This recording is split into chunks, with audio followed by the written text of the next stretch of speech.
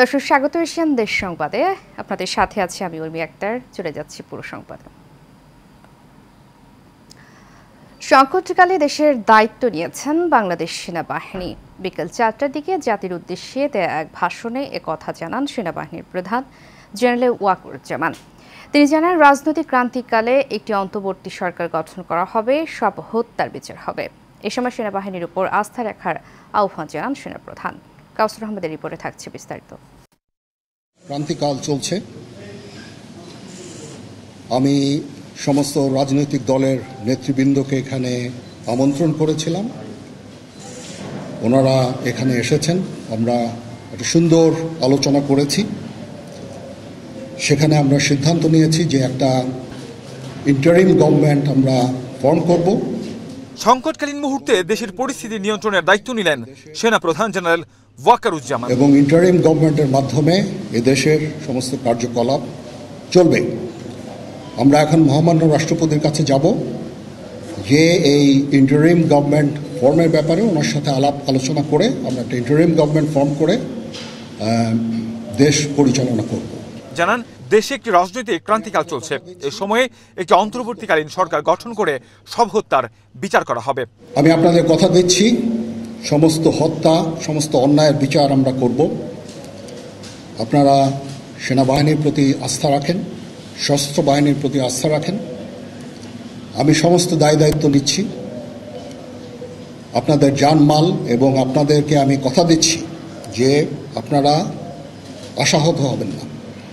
ইনশাল্লাহ আপনাদের যত দাবি আছে সেই দাবিগুলো আমরা পূরণ করব এবং দেশে একটা শান্তি শৃঙ্খলা ফিরিয়ে নিয়ে আসব।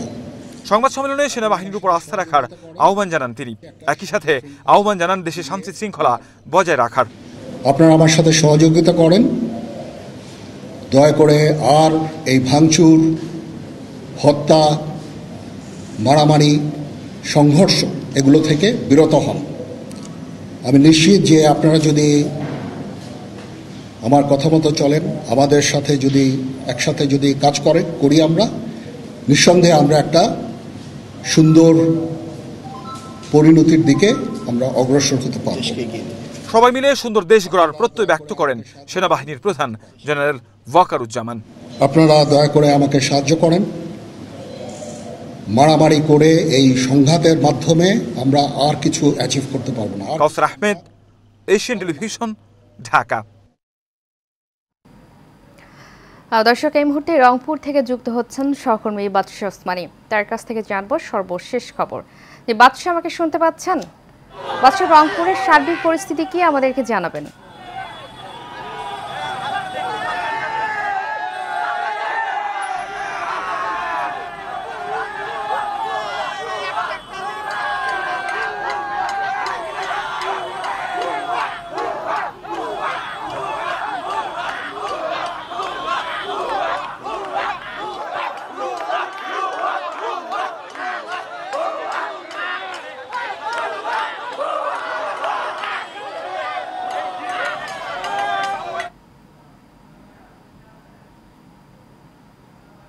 বাদশা, ধন্যবাদ আপনাকে। দর্শক, রংপুর থেকে আমাদের সাথে যুক্ত ছিলেন আমাদের সহকর্মী বাদশা ওসমানী। চলে যাচ্ছি পরবর্তী প্রসঙ্গে। সাম্প্রতিক কোটা সংস্কার আন্দোলনে সরকার প্রধান শেখ হাসিনার পতনের খবর পেয়ে রাজধানী জুড়ে লাখো জনতার উচ্ছ্বাস। রাজধানীর বিভিন্ন পয়েন্ট থেকে উচ্ছ্বাসিত জনতা মিছিল বের করে শাহবাগ হয়ে গণভবন দখলে নিয়েছে দেশের ছাত্র সমাজ সহ আপামর জনতা। বিস্তারিত মন্টুলের নামের রিপোর্টে।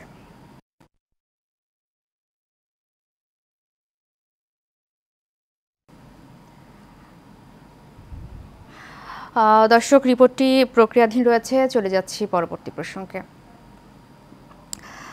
সাম্প্রতিক কোটা সংস্কার আন্দোলনে সরকার প্রধান শেখ হাসিনার পতনের খবর পেয়ে রাজধানী জুড়ে লাখো জনতার উচ্ছ্বাস। রাজধানীর বিভিন্ন পয়েন্ট থেকে উচ্ছ্বাসিত জনতা মিছিল বের করে শাহবাগ হয়ে গণভবন দখলে নিয়েছে দেশের ছাত্র সমাজ সহ আপামর জনতা। বিস্তারিত মন্ডল এনামের রিপোর্টে। কোটা সংস্কার আন্দোলন ঘিরে আওয়ামী সরকারের পতন ঘটিয়ে দেশের ছাত্র সমাজ ও সাধারণ মানুষের প্রাণের দাবিতে এই উচ্ছ্বাস।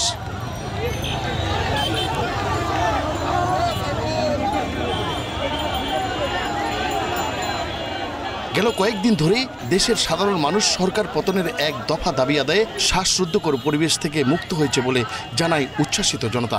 দেশ স্বাধীন হইল আবার 2024 সালে স্বাধীন দেশ।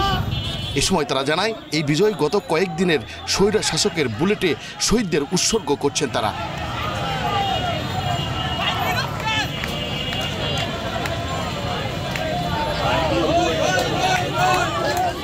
মন্ডলের নাম, এশিয়ান টেলিভিশন, ঢাকা।